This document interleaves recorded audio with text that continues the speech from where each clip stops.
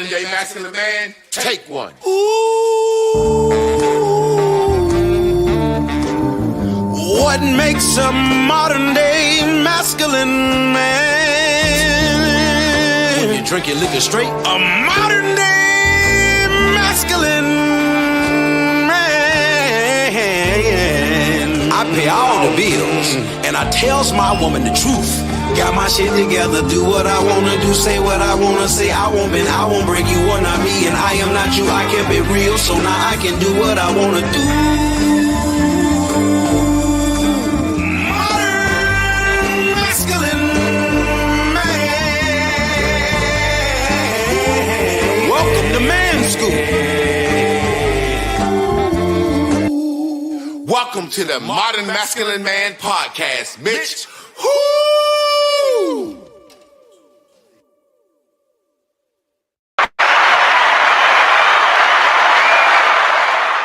Hello, jello, mellow, goddamn it. It's a brand new day, new way, new view, new you. And I'm here with my guy, Red Hat Trab, tonight. And we expected some different stuff from Red Hat Trab. Red Hat Trab look about 10 years younger tonight. You look good, man. Oh yeah. Appreciate that, man. I feel good tonight, man. Mm-hmm. Yeah, sometimes when you cut that beard off, man, I know me personally, it make me feel a little different. That beard and that hair make me feel, I don't know if I feel wilder, angrier. I know in the Bible is a reference, John the Baptist. He was known in the village as a smooth guy, but when he started preaching the coming of Christ, they said he went out to the wilderness. He was just eating the locusts and the honey, and he let his hair and his beard grow. And they was like, ain't that smooth, John? Why the fuck is he looking so wild? So when I got my beard, man, I don't know. They say the hair, you know, we're going to get into some prison talk, but this might be some prison talk. But like we said, there's something to it. So we're going to go ahead and reveal what we're going to talk about tonight. You know, they say your hair is like your antennas to God and your connection. And for whatever reason, in different cultures, they didn't cut their hair. Mm-hmm. When I got my beard or when I'm growing my hair, I feel differently. I feel wild. What about you, man? Well, me being a barber, I got a thing I call mirror work. And, you know, that's every day. It ain't nothing deep. Every day you got to go in the bathroom and stand in the mirror at least 2 times a day, wash your face or something like that. But always being able to, man, go in that mirror and cut my hair and make myself seem new at the end of a day, whenever I choose to, it's like a rebirthing of myself to make myself feel good. So a lot of times, like now we in the fall season and this shit real, man. You know, everything fall down. Your soul do the same thing. We start being analytical. The holidays coming up, Christmas coming up. It's like, man, we have to examine our position, just like the trees. You know, you look at the trees when ain't no leaves on them. Now is the time to realize it's time to cut that tree down. You know what I mean? So for me, when I get down in the fall season, I like to go in that mirror and bring that goatee out because it's something that I don't normally wear. And it gives me a new perspective of myself in a season of change to kind of get away from trying to break that cycle. You know what I mean? Yeah. So you saying that it may not be that your hair's your antennas and all that. You're saying that this right now, the season is changing. You've been looking at same old Trav and the winter is coming. The world is dying. The world is falling. So it's like you saying just going in there and giving your goatee gives you a little different swag, a little newness about yourself. That's what you're saying as a barber. Yeah. Kind of find a new groove in the midst of the season. Like I say, this is the season of depression. Winter coming. It's cold. The sun furthers away. This how it work, and you got to know your position in it. So, like I say, for me, standing in that mirror, man, with them clippers and being able to make myself feel good about what I see, man, that's an empowering thing.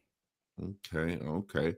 I can dig it. I'm more on the prison talk on this one, man. I feel like when I got my beard and I'm growing my hair, I'm a mean motherfucker. I be mad.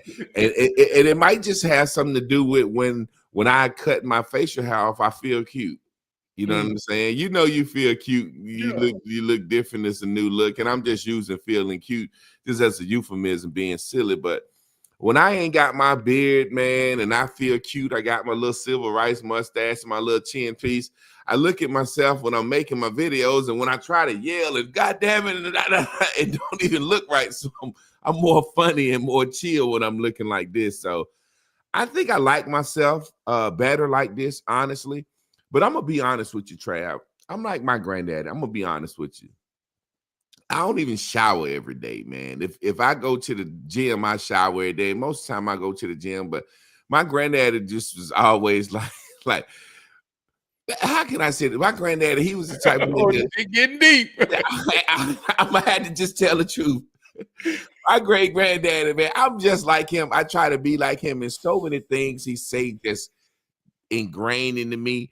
And he was just like, a man goddamn don't bathe every day. You know what I'm saying? He was just like, my great granddad that go to work during the week and come home and do what he called a whole bath. You know, wash his nuts, wash his underarm, wash his face. But I remember because we didn't have running water when I was a little boy, old folks kind of took a hot bath on Saturday night and Sunday night in the bathtub. You know, you fill it up like in the Westerns with the hot water. But long story short, he didn't get his hair cut every week. Every blue moon, my grandma said, Alec, they got a service down in the church. I'm receiving an award. And my granddad said, all right, I'm going to go get my hair cut. And my granddaddy go get his hair cut and his beard done. And he looked like a new motherfucker. And as soon as he get his hair cut and he fresh, he look at it, he put his goddamn hat right back on that shit like, hey, that's my work hat. You know what I'm saying? So I'm not used to the whole everyday grooming. So, but then my other grandfather, he was a smooth motherfucker, ladies man. He had the thin mustache. That's where I kind of get that from. But he had the thin mustache. Yeah. He shaved every day with the little leather swap, and he shaved every day. So my thing is this. I feel better like this, but this is 2 days old and the beard is already growing back. Yeah. So you have to stay on that. And I just don't want to be that meticulous all the time. Oh, let me shave, give my beard right. But honest to God, I do feel better like this. So tonight's topic, man, we got into it a little bit. Prison talk. I say prison talk. How can I explain this? It's when a motherfucker rapping and he thinking he's smart and he rapping on some shit, but he going way out there. But like you say, there's a reason for this prison talk. There's a yearning for knowledge. There's a seeking. There's a spiritual something on the inside that wants to be filled. Now, this is what I say a lot of people don't understand. When I say prison talk, I seen a guy, he was just talking. Let me give you a couple of examples. He said that 5G is caused by coronavirus. He said that the mountains aren't mountains. They really tree stumps and just a lot of crazy shit. Now, that's what I call prison talk. A lot of that 5% Nation of Islam, I call it a lot of that shit prison talk because a lot of brothers come across it in prison. But I also call prison talk what people don't be really thinking I'm saying. Man will create stories for things that he don't understand. The Bible is God is prison talk. Come on. The idea of God, and I'm not saying that God don't exist. I don't want to get change nobody's mind or influence nobody, but God behaves like the man that created him. Like God in China speak Chinese. He don't speak English. You know what I'm saying? Yeah. God in China, he like rice. I promise you. And in the China religion, rice is a very major popular thing. Perfect example. They made diamonds popular in the 50s. Before the 50s, every older person had just a gold wedding band. Won't no goddamn diamond on it. And so the Beers Company popularized diamonds and engagement bands in the 50s. And that's why diamonds are popular now. But when you go back to old cultures and old texts and read back in the day, they don't even mention diamonds. Diamonds weren't popular. When the Bible lists the foundations of heaven, the 12 foundations, it's jasper, rubies, emeralds, shit like that. Diamonds ain't in there because diamonds were just recently made new. So a lot of stuff is prison talk. But I want you to get into what made you want to talk about that topic, because I'm pretty sure you have a better explanation of why we prison talk, why we need it, where it come from, all that. Because I want you to go ahead and give me your rundown. You got much time as you need to. Enlightenment is a journey. A lot of people get on this journey, and it's like the soul draws them to a deeper understanding. And this journey makes you vulnerable. This journey makes you lonely. This journey comes with anger, development. It comes with a lot of different stages. So sometimes, man, when you got a seeking soul, people can see that. People can feel that. And if you ain't rooted in something real, everybody looking to tell their soul, come here, I got the answer. When in actuality, the ones that know it all know we know nothing at all. It's the pursuit of knowing is what's powerful, right? So when we talk about prison talk, rhetoric, semantics, branch knowledge. I wear this every day on my shirt because this is the tree trunk and the roots. That's the universal truth. That's sitting with an Asian man who has a different God. They're sitting with a Mexican man who has a different God. They're sitting with a white man who has a different God. But we can all meet in a place of being genuine to know that it's something universal in this here world that the world don't really want you to understand. But when you get that point, man, that's a powerful thing. So a lot of people don't want you to get that point, because when you get that point, you free. So prison talk, words,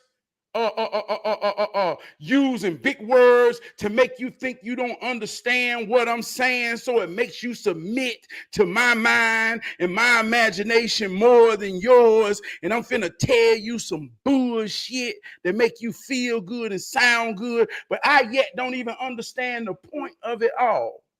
So I said to say this: the truth is in the moment. If you can read something about Egypt 5,000 years ago, if it's real right now in the moment. That's why I say, do you know how it works? Because if you understand how it works, you can work it. And you can see it working. You ain't got to believe it. You know it. So prison talk, man, sometimes it's games being played on our mind from ingenuine people that really ain't want to show you how it worked because they scared that you ain't gonna need them and come to them and bow down to them. Yeah, that's amazing how you broke that down, man, because, you know, a lot of times the prison talk it's used for that. It's used for that meaning, but originally it wasn't disingenuine.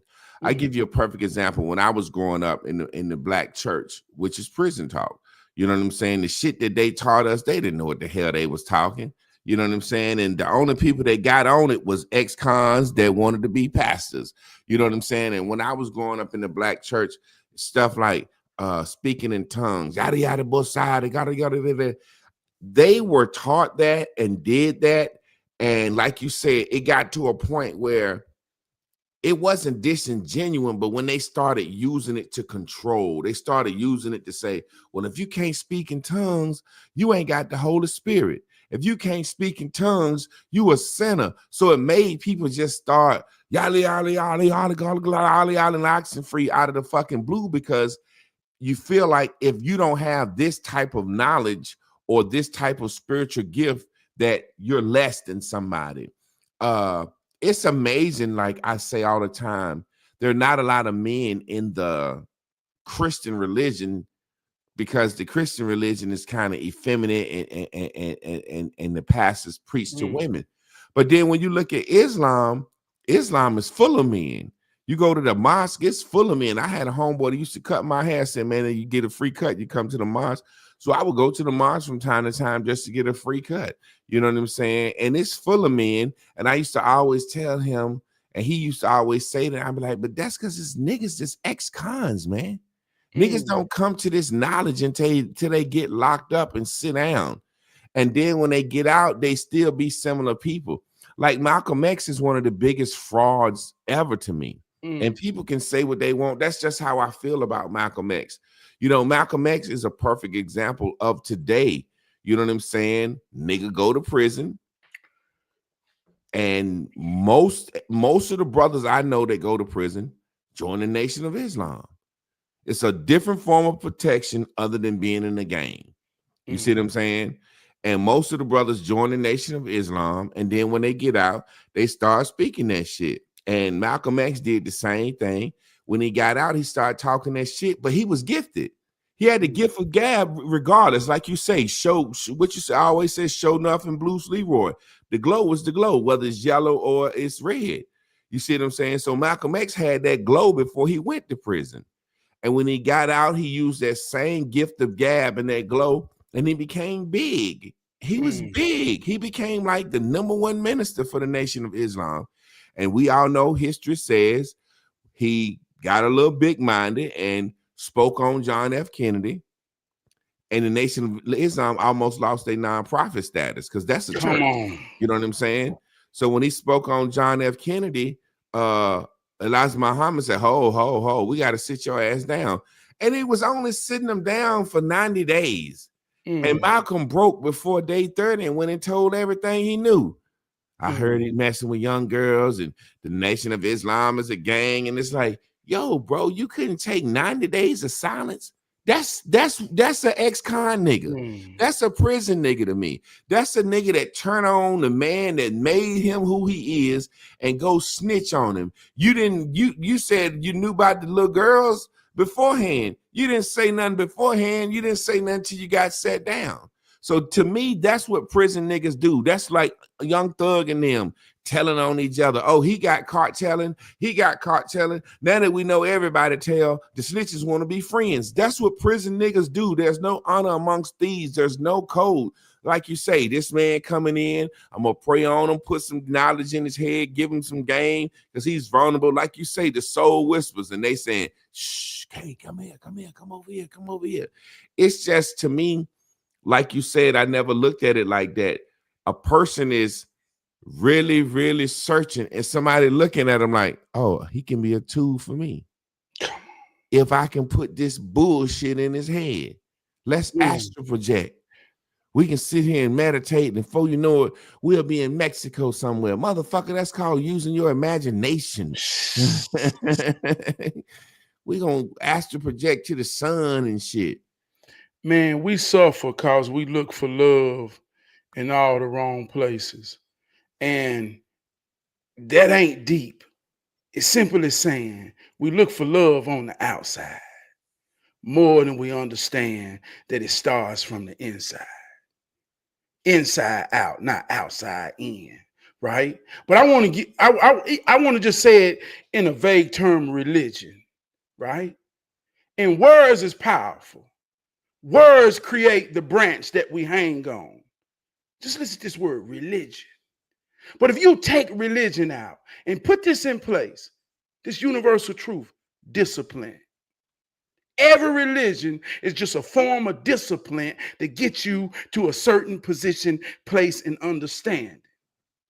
See, a lot of brothers go to prison, and it's something about it's something about the Islam a structure of discipline, posture, the way a man stand, and the way a man move that attracts something in his nature. So when he in prison, that discipline look like something that he could hold on to.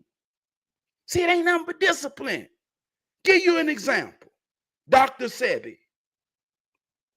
He's a charlatan or was a charlatan. And some people might say, well, man, how can you say that? He this, he that.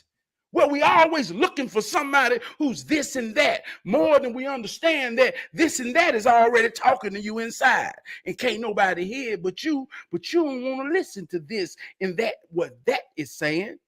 So we'll take Dr. Sebi, who will give us the idea that he's more powerful than you could ever be. And he'll sell you a bottle of green juice. And he says, if you drink my juice every day for 30 days, you will be healthier, you will be stronger, your mind will be clearer, and you will be a newer you. But my juice costs $75 a bottle, and you can make, God say, whoa! But what you don't get is when he tell you the instructions and discipline, he say, while you drink my juice, you must eat all vegetables and fruit. You must not eat after 6 o'clock. You must walk 2 miles a day. You must focus on positivity and drink lots of water. And people will get this juice and say, oh man, Dr. Sebi done save some people. He gonna save me. And we'll go follow all the directions and discipline, and we'll lose weight. We'll become stronger. We'll become everything through the discipline of the directions. And at the end, we'll look at the goddamn juice and don't know what don't even realize we've been working the real life truth that's free to all of us. You ain't got to pay nobody for that. It's a placebo effect. I'll tell you something, Trab, and this is some real shit. Like you said, if it don't work now, I believe it's all in nature. Now, this is something I will say from experience. I stopped eating meat and I was vegan for 4 years, right? And the type of vegan I wasn't eating no processed fake plants. It's no shit. I just ate none but veggies. Me and my boy Artie, we used to always work out together, weight lift and run. And when I stopped eating meat, Artie used to always beat me in the short distances. Say if we run 5 miles, he would beat me. If we run 7 to 10 miles, I'm gonna beat him. But he would always beat me in the short distances. I could always get him in the long distances because I played college sports and he wasn't an athlete, so that willpower would kick in at the end. But 5 miles, oh, he gone. So when I went vegan, I started beating him in the short distances. I started lifting more weights than him, and I was actually stronger. And so I look at it like this: a gorilla don't eat nothing but plants, and that's a strong motherfucker. So it's certain things and certain plants that we need. Long story short, what I do realize, my teeth started cracking. I had to pull 4 of my back teeth when I stopped eating meat. My teeth started cracking and I was losing teeth, and that was costing me money. So I was getting crowns and stuff. However, I think back when I was a kid, if you put a fucking rabbit and an apple before a child, the child is not going to just kill the rabbit and start eating it. He going to play with that rabbit and he going to eat that apple. You know what I'm saying? It's certain things that we just know in nature that no matter how we cut it up, I like meat. I grew up on a farm. I love pork, but I was healthier, stronger, and more vibrant. My mind was clearer when I wasn't eating meat. Now, I don't eat a lot of meat now, but I do love pork chops. I love that hog, man, really. I don't eat a lot. I might do a brisket from time to time. But I do notice when I eat and I don't eat meat, I'm not instantly sleepy and groggy. You see what I'm saying? So that's something that I learned. However, I'm not going to go as far as to say in the last so many years since we've evolved eating meat and needing certain things that we shouldn't eat meat. I'm just saying me. Now, however, I'm not going to go out here and put that on somebody and try to constrain somebody to not eat meat and tell them that they're not spiritual. They don't have discipline. They don't have the power of the Holy Spirit. They don't have this if they don't eat meat. I just know I felt better, but I like fucking eating meat. You know what I'm saying? I guess that was my way of saying that we can bewitch people when we want to, with what we want to, based on our own experiences, if we have that influence. You see what I'm saying? But yeah, Dr. Sebi, as much as I love him, everything he say, prison talk, because every doctor I ever went to, the first thing they told me was, cut out some of your red meat, drink more water, eat fruits and veggies, and get more sleep. That's the shit grandma used to say. Grandma used to say, you can't have two starts, baby. Don't cook no rice and macaroni. Like they used to simply tell us, don't have two starches. When I was growing up, the shit that people saying now, my grandma used to like, well, when we eat starch, we don't eat no meat. Because starch and meat don't go good together. Yeah. But that white man will tell you need a meat and potato. If my grandma cooked meat, she cooked nothing but veggies with it. If my grandma cooked potatoes and biscuits and rice and shit, she cooked veggies. She never mixed meat with starches, only meat and veggies. And she made us drink a glass of water before we ate. So it's certain things that we do that we don't know why we do that can be perceived as prison talk, but some of it's good.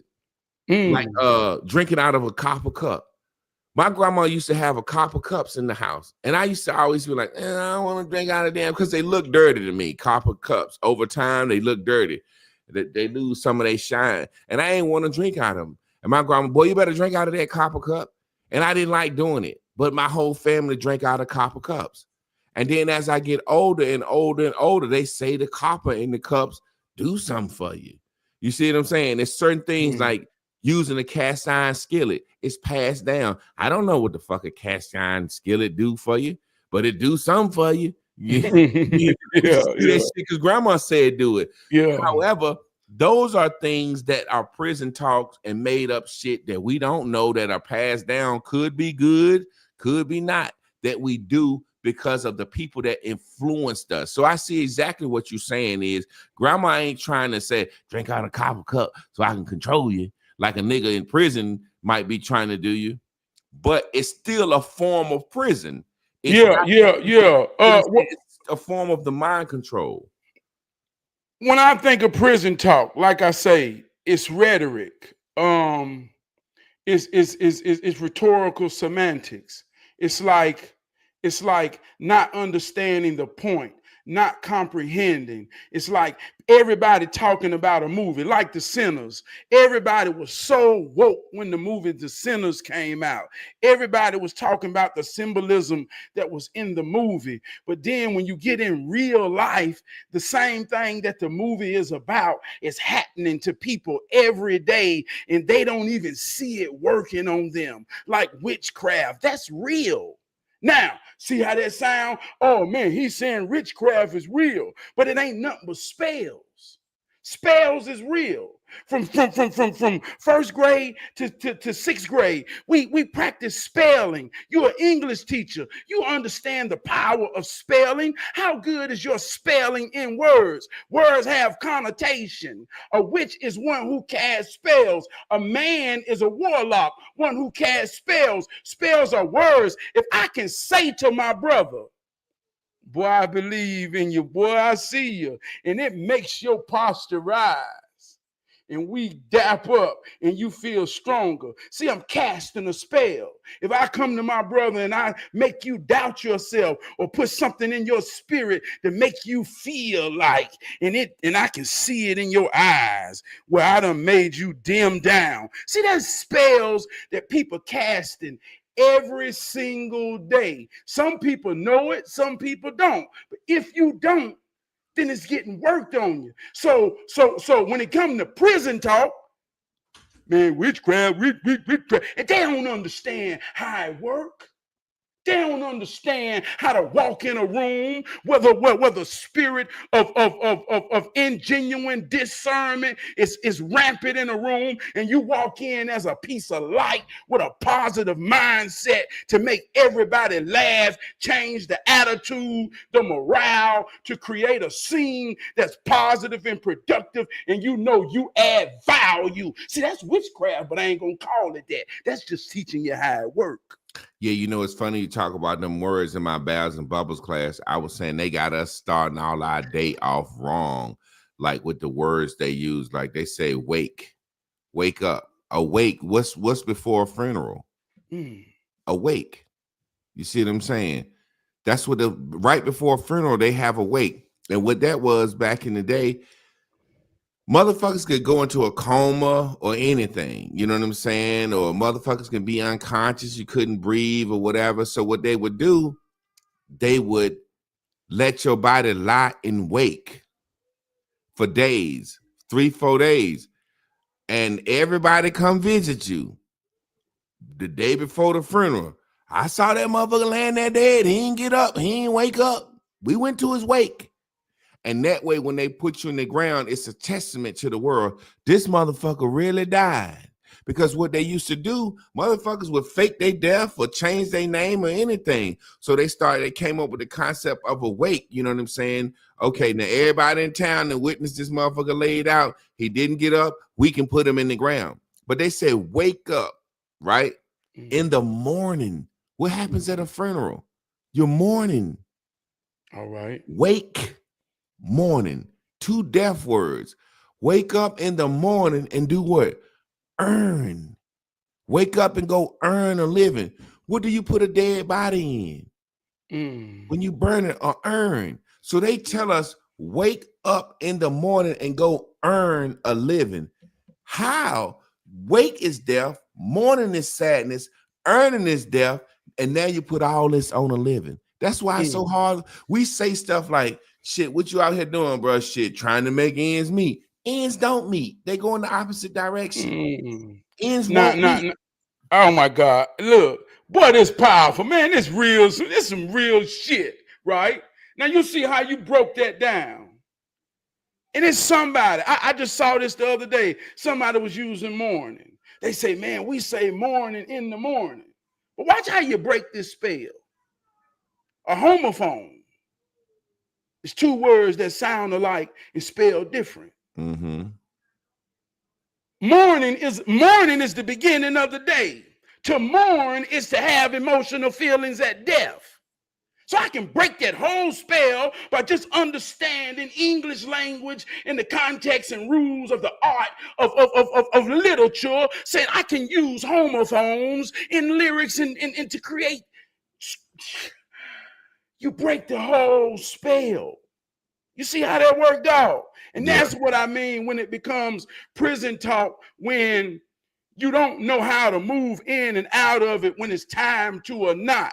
Because now we got people that's going in a room where good morning is a sentiment of the sun rising and shining and saying, I'm a son and I do like the sun do. Morning is when I come out of darkness. Good morning, everybody. And it's a prison talking motherfucker. And we don't say it, and we don't say it with we say good morning as a way to really pep a motherfucker up, because they know ain't nobody feeling good at this time. You feeling you were laying in your sleep, you were feeling better. As soon as you woke up, you started mourning, like, damn, new day. That's why the old folks in the Bible said celebrate death, because the mourning is over. You don't have to mourn anymore. You don't have to get up anymore. I would be crazy to not sit here, since we talk about that, and just go into like the esoterics, not getting too deep, but just having to be honest. Like the word spirit. The word spirit comes from espere. It's a Latin word. It means to breathe. It means breath. Now watch this. You have a cardiovascular system. That's your heart, right? Well, you have a respiratory system, and that's your lungs. And that's what you breathe with, your respiratory system. The Bible say that man was made from the dirt, because all of in our body right now, we got all the elements of the periodic table: zinc, magnesium, calcium. We got some copper in our body. We got some lead in our body. So we come from the earth. But then they said God breathed in the man, and he became a what? Living spirit. Now, watch this. When we die, we say what? Our spirit goes back to heaven. Well, our last breath is what? When you breathe your last breath, where does it go? It go back. That's why the Bible said Jesus was on the cross, said, our Father, and he gave up his spirit. He breathed his last breath back into heaven. Now watch this. When you see a person laid out on the ground and you think they dead, what's the first thing you do? You touch them. Do they got a pulse? Are they conscious? If they not conscious, that mean they what? They not breathing. So what can you do? You can put your hand over their mouth, mouth over their mouth, and give what? Give them air and keep blowing your air into their body, and it'll wake their ass back up. And guess what'll happen in that moment from somebody that don't understand how it works? They'll witness you create a miracle. And they'll call it God. Bring somebody from the dead. And they'll say God did that. See how that works. Let me say this, man. No matter where you at on planet Earth, mourning happens at different times. Just like in California, they mourning happens 4 hours behind ours. On the other side of the earth, it's morning now. They had morning 9 hours ago. But everybody sleep during the night unless you working. So this is a universal truth, no matter where you at on planet Earth. And if you living in a structured way of society, in the way people work, then everybody has a bathroom. And when they wake up, it's a natural order that you got to go at least clean your mouth out for the day, prepare for the day, and look in that mirror. This ain't deep. This is a universal truth. Now, when I hero train with children, I try to give them a discipline to carry themselves through life. I say from the first time you get out the bed, no matter how hard it is, and sometimes it get hard. On the days I got to go to work, man, it's hard getting out the bed, but I still got to go run the play. When I stand in that mirror, in my mind or whether I say it out loud, I say, I am strong, powerful, beautiful, love. I teach this to children. I have a camp, word of the day. Everybody got to bring a word of the day to build yourself up. This is how it works. If you ain't going to cast a spell upon yourself every day, then who you going to allow to work it on you? And this ain't got nothing to do with black people. This ain't got nothing to do with no kind. This how it works, even in a language that you know nothing of. When they look in that mirror and see themselves in their own eyes, if they don't have an affirmation, see how I made it sound woke and deep. If they don't have a word that they look in their eyes and say, regardless of what, boy, let's get it. Boy, let's do it. Good God Almighty. If you ain't saying that and you leave that mirror, you looking for somebody to say, come here, and you bait. You bait. And somebody gonna put that shit in your ass.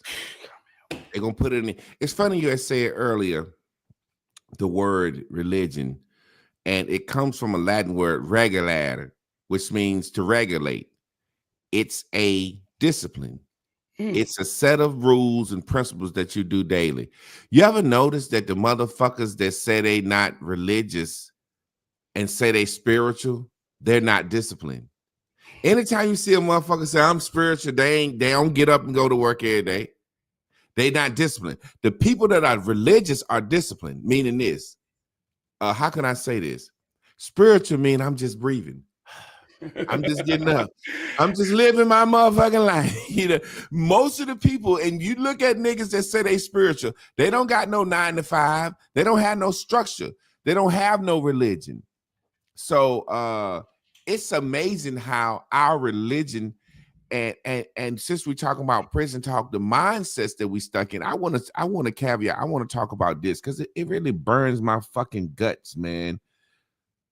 I'm seeing a lot of sisters right now saying they gonna go out and rob and steal because of the food stamp situation. How long do we expect someone to take care of us? Now, let me tell you where I'm coming from. I remember talking to a brother. He was mad that his father was so healthy and his father didn't do a lot for him and his brother growing up. And his father ran women and just was a crackhead, and he got sick.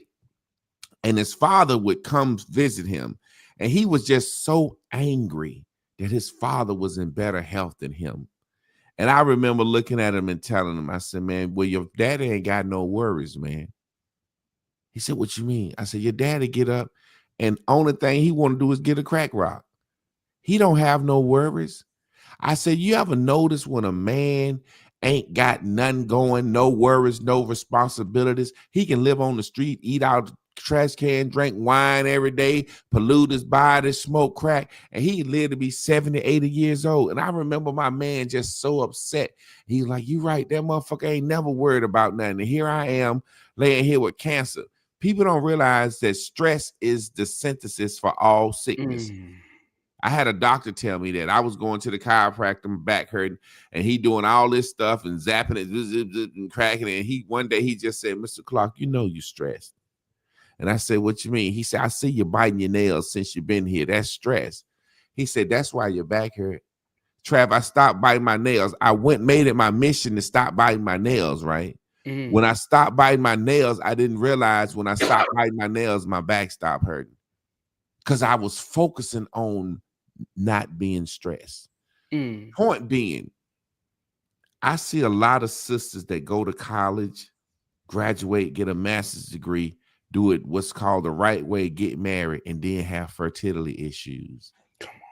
But then these women in the fucking projects can make baby after baby after baby. They smoke cigarettes, they smoke reefer, their babies come out healthy and strong and turn into NFL football players and basketball players.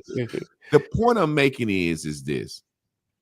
Trab, as a grown man, there have been times me and my wife have sat down, analyzed the bills, paid this, that, and the other, and said, all right, we got $30 to eat with for the week, and go to the store, buy some noodles and some beans, and worry about how long did we think that somebody was going to give us food, clothing, and shelter, and now have the audacity to be mad?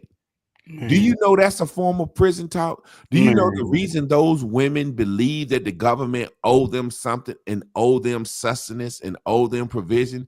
It's because of the prison talk, the slavery, the reparations, the government, the white man, the devil, the evil, and all that. Do you realize that that's a form of prison talk? The reason that us as black men think it's okay to worship criminals and criminality, and we like the story where the motherfucking we love Scarface. Yeah, he rebelled. He didn't go to work every day. You know what I'm saying? Do you realize that think that somebody owe us some? What up, Enzo? That's a part of that prison talk, that rhetoric that's in us. We think we say we built this country. Born in 1977, talking about I built some shit. We think that rhetoric, that right there keeps us bound. You know what I'm saying? Speak on that. Man, let me say some universal truths. Expectations is the seed of disappointment. Don't nobody want to be disappointed or be a disappointment. So the easiest way for nobody not to disappoint or be disappointed in me is if I live a life where I don't create no expectations, meaning I don't want no responsibilities. Because if ain't nobody depending on me, then ain't nobody expecting shit from me. And therefore, I can live a life disappointment free. Now, manhood is about being a servant. Manhood is about rising up just like a son do, because you're a son, right? That ain't no prison talk. That ain't nothing deep. Your mom and daddy had a baby. You're a boy. You're a son. You rise up every day being raised to know that you got something to give the world, even if it's just work, to be a part of something, to create something more powerful. So this ain't nothing deep. This ain't no prison talk. So if you rise every day like a son do, and you stand up knowing that, then you got to serve something. And you got to be ready for something and somebody to depend on you. See, we get away from truth. See, a family is a man, a woman, and their children.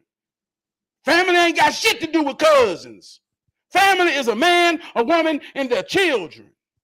So when a man has a woman and children, he serves them. I told you, Jehovah Witness, that's about something real. That's about when you watch yourself be born again coming out of a woman's ass. Boy, when you see that, you get an assignment that you can't shake if you witness God in that moment. You can't shake that shit. You got to serve that for all your days. And with that serving comes expectations. So a real man, he out here because he don't want to disappoint. Well, that's a hell of a prison. That's a hell of an assignment. Now, let me tell you how this works. See, anytime you work in power, on any level, from your car to you, it take negative and it take positive. Negative is considered something that grounds you. Struggle ground you. Struggle to put you on your ass and make you know you grounded. Me and my wife had the same conversation. Man, we're doing right, God almighty. But it seems like struggle is necessary for growth. Imagine somebody who ain't got it. Like you say, they're expecting something for free all the time. And nowhere in their life is it set up for them to be disappointed for nothing. They ain't accountable for nothing. They ain't expected for nothing. There ain't nobody looking them for shit. So everything in life is given to me. It's going to be free. I ain't got to give shit for it. But in realness, ain't nothing for free. You at least got to give effort to think about it and close your eyes and see it. You ain't got that, then you ain't going to get it. So when we look at women today, cause and effect, she don't know how it works. She got a baby. Mm-hmm. A lot of times wasn't nobody there to witness. If he wasn't there to witness, dog, if he wasn't there to witness his own self being born again, then he ain't get the assignment. And he ain't got no expectations. And ain't nobody really depending on him. I used to stay beside a yard full of them. I used to examine them, talk to them, respect them. Man, they talk to me so much. And I wanted to understand, what does it take a man to break? And there ain't nobody depending on them. And I'm going to be real with you. That's freedom. Yeah. And I don't want it because freedom ain't free, dog. Hey, listen, man, I tell you all the time, the love constrains me. Love is what keeps me grounded. You know what I'm saying? Having a responsibility, that's what keeps me grounded. You know what I mean? To my wife, to my family, to my daughter. You know what I'm saying? It's amazing, man, because when you think about it, now this is where people get mad at me. The people that don't have the responsibility walk, talk, dress, act, and everything the same. Think about these women. They have created a culture out of poverty and bad decision making. And guess what they call themselves, Trav? Watch this. What? Baddies. Guess what else they call themselves? Barbies. We little girls playing all the. Think about this. Like when they said baby boy, I'm in the crib and I'm a baby. Think about this. You a baddie, you a Barbie, right? All of them got the same hairstyle, same lashes, same nails, tattoos everywhere on their neck, all over their goddamn arms. They think that they have become a culture of baddies. No, you a culture of poverty. Low-stricken mindset. This is what poor people relying on the government do. They adorn themselves. They get up every day and they think about how they look, and they trying to show the world they ain't struggling, and they all move their hands the same way. They say the same things. It's given, mind you, they are a part of a culture that they think is rooted in coolness, but really grammar plus rhetoric equals logic. Come on, man. Nobody really understand that. Words plus rhetoric, how you act, equals logic. So that's what we believe. Based on what you say and how you act, that's what we believe. I ain't never seen a man get his dick sucked. I ain't never seen a man get fucked in the ass or fuck nobody in the ass. But I believe in gay people because how they talk, act is believable. Think about this. Grammar plus rhetoric equals logic. There was a time back in the day where black men could go up and do something illogical. That's why I love the founder of my college, Dr. James E. Shepard, is a liberal arts college. There's seven liberal arts. The first of the three, the trillium, is grammar plus rhetoric equals logic. Now, back in the day, white men hated black men, and they'll hang your ass if you tried to read. Well, Dr. Shepard understood grammar plus rhetoric equals logic, and he was able to go to that white man. And this when we talk about the craft sometime, he was able to go to that white man and say, look, I understand your words, so I'm going to say the right thing. And I got on a suit with a chain on my pocket.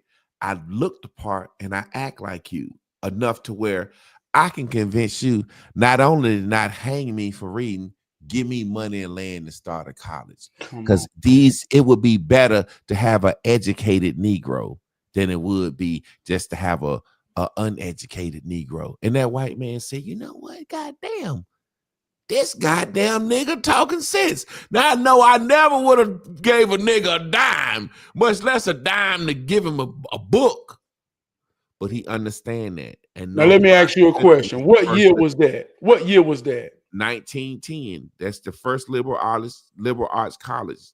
They gave them motherfucker some swampland. And we do what we do, drained it and turned that motherfucker into a university. And now the bowl, the deepest part of the campus where the swamp, the deepest part, that's the most hung out, celebrated part of the campus. So grammar plus rhetoric equals logic. So we can do the same thing today. I seen KRS-One say some real shit. He said they didn't take our land, they took our mind. He said the land's still right there. We just don't have the mind to go get it. Yeah. Ain't no land been removed. We can go claim land. We can go, not only can we go claim land back. Hey, look, my guy said that's a good question. What's Umar's issue? He has no issue. He's mastered grammar plus rhetoric equals logic. He's mastered it. But based on the shit he say and his rhetoric, it's motherfuckers that logically believe he's still gonna start a school. Yeah. It's people looking out for a savior, looking out for a leader, looking out for a way. But that rhetoric don't work on certain people. Say, for example, Trav, it's certain things that a person could be saying all the right words, all the right grammar, but you say, this nigga ain't acting right. No, man. Or a nigga could be acting right, and you say, man, this man got a good spirit, man. He acting right. But you say, this motherfucker don't know what the fuck he talking about. Man, let me tell you something real. It's got to be all three. It's an algebraic equation. Let me tell you something real, being around old people, and most of them dead and gone. And I know you yourself, man, we can hang from many branches. Use many different words. But someone told me, say, if you can't explain it to a 5-year-old child or a 90-year-old woman or man who can't never read or never knew how to read, you don't know what the hell you're saying. So the key is being genuine, being sincere. Because you can say anything, any type of way. When it's real, they gonna feel what you're saying more than they hear what you're saying. So somebody who trying to tickle your ears, I already know he don't know what he's saying because I don't feel shit. So when you come with your big words, like you say, prison talk, it's a facade. It's hollow. Because I can come saying anything, the simplest thing. And if you feel it in your soul. Just like when I sang, hey, black folk. Some people say, man, I can feel, man, boy, you made my soul tremble. You understand what I'm saying? But let me say this, man, and this kind of far off. I want to go off something you said about the welfare girl and the college girl who having fertility issues. And I want to tie it back to expectations is the seed of disappointment. I had an old friend, Benny Lee, from down in Waysboro, and his mama was 98, and he was in his early 70s. They were still living. And I say, Benny, I ain't never heard you talk about your daddy. He say, man, I ain't know my daddy. I say, come on, Benny. You was born way back then. How you ain't know your daddy? Goddamn, they ain't have no baby mamas back then. He say, why they didn't? He says, a lot of people ain't know who their daddy was down home. I say, hi. He say, man, back then, and he started telling a real story. He say, back then, I remember we ain't had no lights. He say, when it got dark, everybody was around that lamp. But when you teenagers, man, nature for real. When puberty hit, man, curiosity. Some of the girls wasn't gonna leave mama and them light, but hell, me and everybody else, we didn't give a damn. It was your cousins, whoever. We run down in them woods. Nature said some of us had to be curious. Man, we didn't give a damn who we fuck. I say, come on, Benny. He said, I ain't lying to you. So going back even today's time, see, universal truth is real. No matter where you at, no matter what race you is, puberty is God's language. When that thing click in a young boy mind and it come out, there's a bell that go off, say it got to keep coming out. And even if he don't understand till he get to a certain age, till he can be having a companion, the body will fuck itself. It's going to still come out because it got to come out. So the same thing working over there. But then we get these social constructs. See, I was in high school, I was cool. See, a lot of time the illusion, the ghetto girls was the hoes. But the ghetto girls wasn't really the hoes because they didn't have opportunity and freedom. They got off the school bus. The mama was at home waiting on their ass. Ain't nobody working. Ain't no alone time unless you got a car to isolate them and take them somewhere. But it was the good girls who had trust, who mama and daddy, who went to work, who had freedom, who had a long time because they had expectation. And these same girls went to college, dealing with the natures of life, with expectations on their head, fucking like everybody else. But guess what? We talk about abortions in politics. We talk about freedom, but we don't realize people make some real defining decisions in life because expectations. And I don't want to disappoint nobody. And a lot of them become professional careers. But see, this thing is about real, man. It's about the positive and the negative. It's about the man, it's the woman, it's about the dick and the pussy. And this gonna happen. It had to happen. That's why we here. That's why people gonna be here. So when we don't see how it works and we get all out of context using words to not understand, man, look at the expectations we can put on our daughter that go to college and fucking like everybody else in nature. The girl in the ghetto, she ain't being exposed to real men. She being exposed to her environment and don't nobody in the environment understand how it works. So she fucking and make babies. And the college girl fucking and aborting babies because it's a Come different on, level man. of expectation. And let me say this. This ain't the shame. This ain't the say, this ain't good or bad. This ain't right or wrong. This how it works. And if there are sisters that know this real, then you got to know we got daughters and sons that's going through the same cycle. What expectations are we putting on them based off what we don't understand? See, that's what's real. Man, you know, it's so crazy because it's funny because a lot of people, my friends would say to me, man, you ain't got no babies yet, blah, blah, blah, blah. And I was like, man, I had different expectations. People expected me to go pro. I couldn't get no girl pregnant at 19. I was fucking, but I was using rubbers. And people I would always say, you didn't plan that child you had. That girl had that baby. You ain't want that baby. Now you trying to shame me because I ain't got no babies. But yes, it's crazy because, like you said, the expectations. When I was growing up, the church girls on the church trips, we could finger them on the church bus because they just expected them to be good girls. Like we literally would go on the church vacation Bible school, Bible verse, church vacation trip, and they would let us sit in the back with church girls because they saying, oh, these church girls, and we back there fingering the good girls, the cheerleader girls.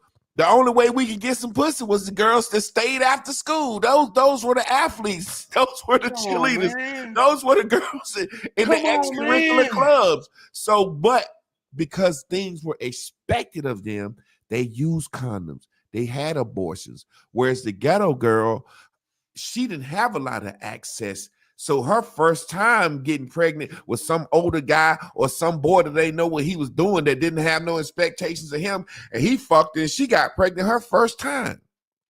So I just remember growing up, a girl that had something going for her life, if you didn't have a condom, she would look at you like, are you fucking crazy? I got something going. I'm going to school. I got to take over a business for my mama. Like, so it's just amazing, man. But you said something that I wanted to speak on. Go ahead and take over before we get out of here. I'm trying to think about, you Oh, said it's something I time to wanted to go. speak Man, it on can't because be time it to was so go. amazing. I Man, know, it right? ain't time to go, man. It ain't time to go. Oh man, it ain't time to go, is it? God damn, we talking good. Yeah, man. But like I said, that whole idea of prison talk will keep you bound. I remember my students saying, when I get older, I'm gonna have a baby so I can get me an apartment and get a flat screen TV. And I just laughed at that shit, like, wow, it's really being incentivized. And now it's gonna stop. It's Yeah, going to have to slow down. yeah. People are going to have to say, you know what? Should I have a baby with Craig? Craig ain't got shit. Should I even have a baby at all? And because I'm gonna be honest with you, nobody says this, but I'll be the first to say it. And I have a special needs daughter, but you know what I'm saying? Sometimes having a special needs daughter, it's more shit you got to go through with doctors and therapists and blah blah blah blah blah. But then it's sometimes it's less because she ain't running around doing everything the average 4-year-old would do. So what I'm saying all this to say, having children and taking care of them is a fucking responsibility. It's a burden. Children are not assets. Back in the day, a child was an asset because you finna have another farmer, another help hand. Now children don't do nothing but drain. So I know how it is, the burden of raising a child and how hard it is and that responsibility that you was talking about that's actually slavery. And you mean to tell me out here you gonna make 4 of them and don't think about how you gonna take care of them? Bitch, you out your goddamn mind, man. That shit crazy to me. I'm glad for the first time somebody gonna have to sit there and say, how am I gonna do this? That's what we need. That's what we need. How am I gonna do this? That's what makes you strong. That's what makes you call your baby daddy up and say, hey, we ain't got to get back together, but can we talk? Can we work it out? Can we co-parent? We're to be 2 parents. So this is a beautiful moment for me, man, because we've been bound in thinking that somebody's supposed to help us and take care of us. Rashawn Dependent said we had a clinic right across the street from our high school, 94, 98. They did all service without parents' permission or consent.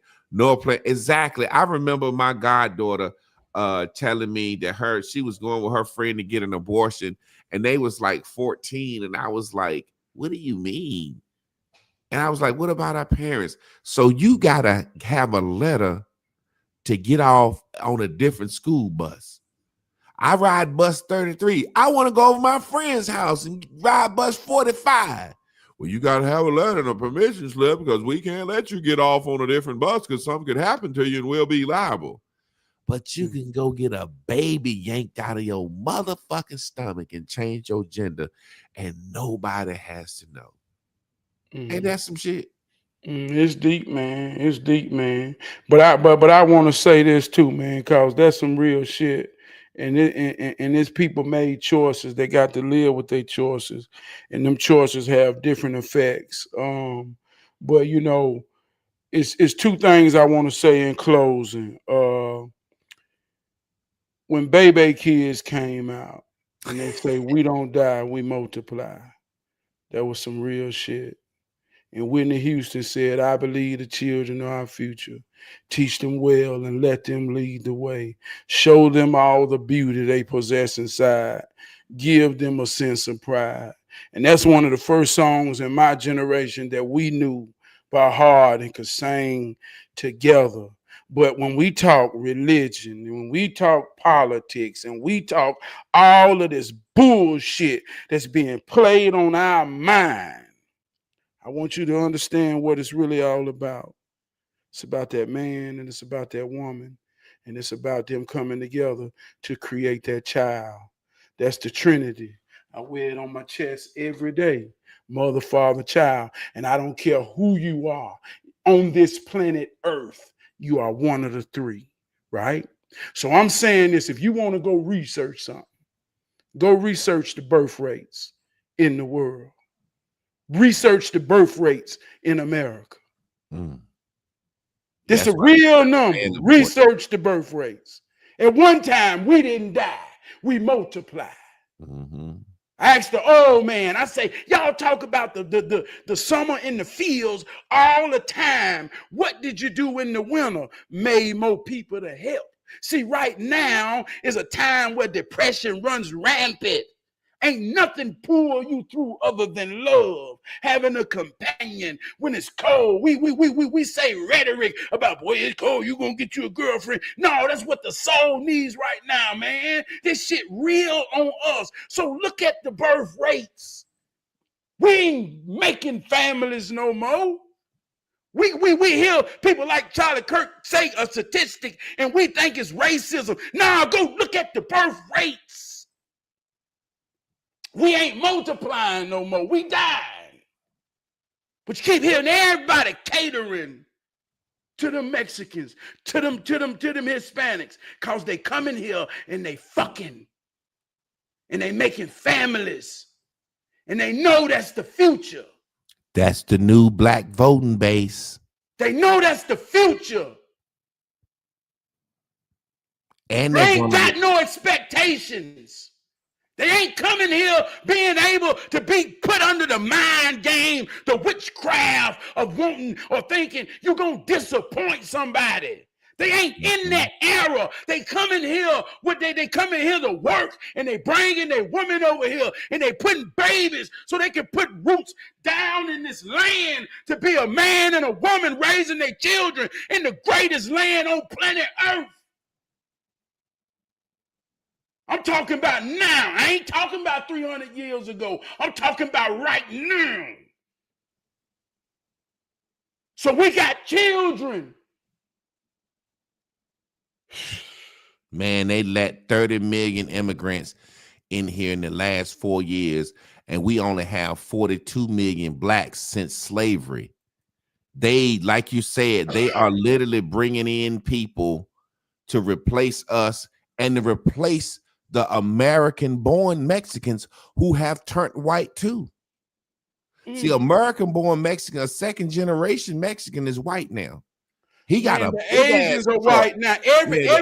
Look, they come here, and this ain't no shit. This real life shit. They come here from a country with a culture. I'm talking about right now with a culture. The first generation that came here with a culture is my age. They children are American. And they children have a posture, a mindset, an understanding, a position to know where they is in America. And I work with them, I lead them. And they look me in my eyes and tell me, I never met a black man like you. And I say, what that mean? They say, I never know they like you. And I get so offended because they ain't never met no black people. They just done met me. But the idea of us. It's patriotic to hate black people. When you come to America, that's what they teach them. It's patriotic. They teach them motherfuckers that shit at Ellis Island. And I ain't talking about nothing deep. I'm talking about like me being a working black man with a job that can be my motherfucking boss. That's what they saying. How the fuck is you over me, nigga? How you got a family? Yeah, exactly. And you know the white man, he trying to abandon abortion because he dying off. He dying off. You ever notice all the commercials are just, it always be a mixed family? Because the white man is going to accept mixed race now as the new white race. He got to engraft himself into the mixed race. Every cereal commercial, every commercial you see on TV, they got a black man and a white woman or vice versa and some little curly head mixed kids running around here. Trav, we got to get out of here, man. This thing getting good, but I got to get to work on time.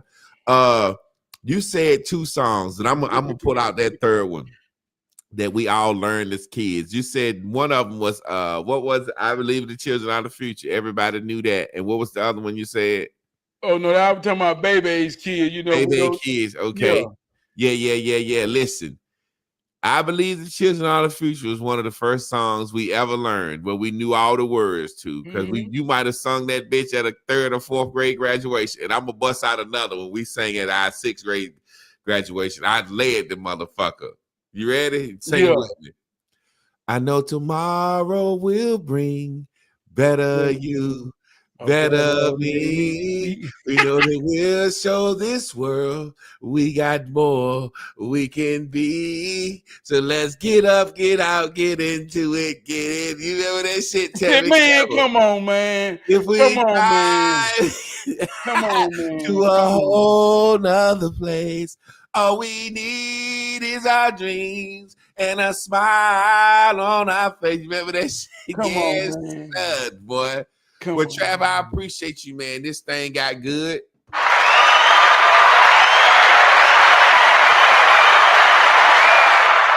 Y'all stay tuned in, tapped in, turned on to next week to Tough Talk Tuesdays, where me and Trav will be having a tough conversation. Y'all tap in tomorrow for me and Miss Carla, where we have Rand and Raven Winners, where we just talk about life, love, and achieving in general. Travis, is there anything you want to say before we get out of here, bro? Man, I talked about that mirror, man. If you got to go in that bathroom tonight, or if you got to wake up and go in there in the morning, say something powerful to yourself, man. Look yourself in the eyes and mean it, man. Create the narrative and everything for your episode for the day. And at the end of the day, when the credits roll, man, you look in that mirror, man, and you know every name in the situation that's going to be bold. I love you. Well, there it is. Peace.